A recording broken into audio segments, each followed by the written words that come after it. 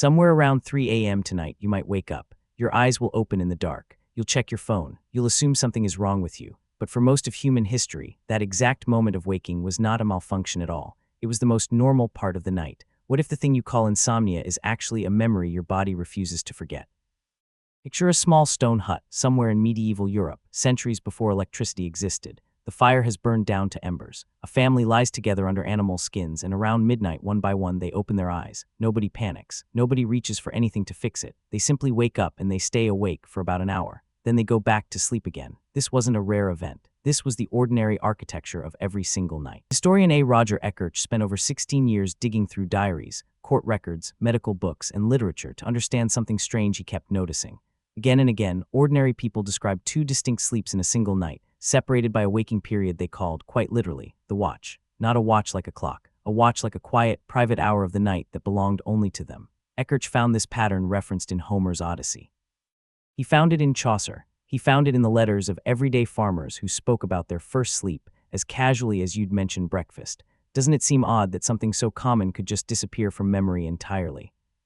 Here's where it gets even stranger. This wasn't just an old habit. It appears to be built into your biology. In the 1990s, a psychiatrist named Thomas Wehr ran an experiment at the National Institute of Mental Health that recreated what a night looked like before artificial light existed. He took a group of volunteers and placed them in near total darkness for 14 hours a night. No lamps, no glowing screens, nothing but natural darkness for weeks at a time. Within about a month, their sleep split in two, all on its own. They fell asleep for roughly 4 hours, woke naturally, stayed awake for 1 to 3 hours, and then drifted into a second 4-hour sleep before dawn. Nobody told them to do this. Their bodies simply remembered how. So what happened during that gap? This is the part that should genuinely surprise you. Wehr's volunteers didn't describe the waking hour as frustrating or restless. They described something closer to a meditative calm. Blood tests taken during that window showed elevated levels of prolactin, a hormone associated with relaxation, and interestingly, with the state new mothers experience while breastfeeding. One participant said the feeling reminded her of floating. Ancient humans, it turns out, weren't lying awake stressing about tomorrow. They were resting in a biologically distinct state that modern science barely has a name for. Now think about what your ancestors actually did with that hour. Without electricity, without anything to scroll through, that quiet stretch of darkness became one of the most socially important parts of the entire day. Ekirch's research describes people using the watch to pray, to interpret their dreams while the images were still fresh, to have quiet conversations with a partner, or simply to lie still and think.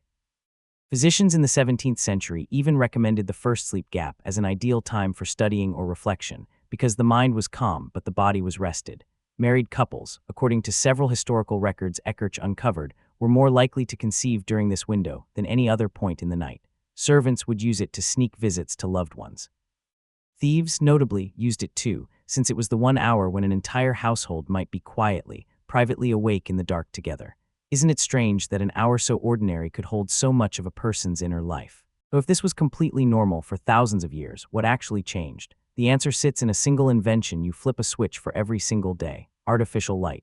As gas lamps spread through European cities in the 1700s, then as Thomas Edison's incandescent bulb reached homes by the late 1800s, nighttime stopped being dark by default. Streets stayed lit. Factories ran shifts through the night. Bedtimes crept later and later, while wake times, dictated by the demands of industrial labor, stayed early. The natural 14-hour stretch of darkness that once gave the body room to split its sleep in two simply vanished. Compressed into a tighter window, human sleep consolidated into a single block, because there was no longer enough dark time left for two.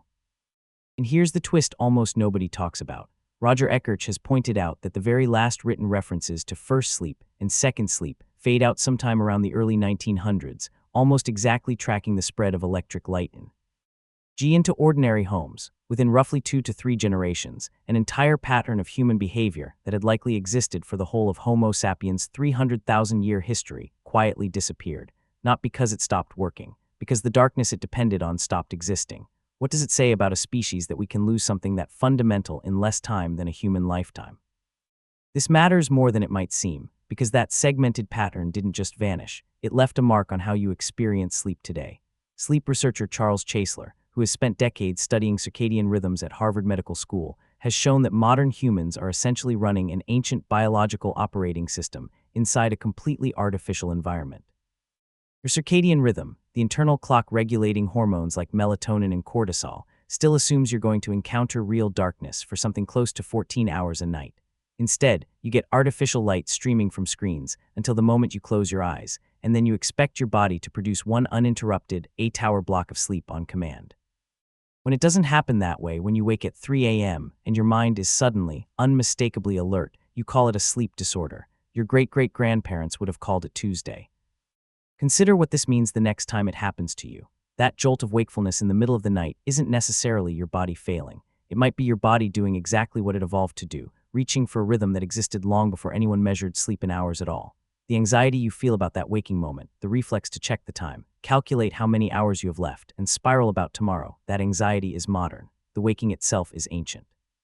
Ekirch has noted that this reframing alone helps many people who struggle with middle-of-the-night wakefulness, because the moment you stop treating it as a crisis, the body often settles back into rest far more easily.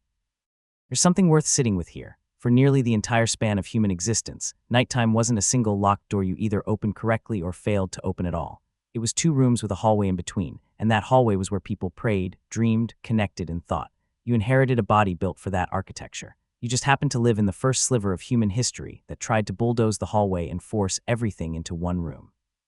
So tonight, when you flip that switch and the room floods with light, you're doing something your ancestors couldn't have imagined, erasing the natural dark your biology still quietly expects. And if you wake at 3 a.m. tonight, your eyes opening in the dark, don't reach for your phone and assume something is wrong with you. For most of human history, that exact moment of waking wasn't a malfunction at all. It was the most normal part of the night.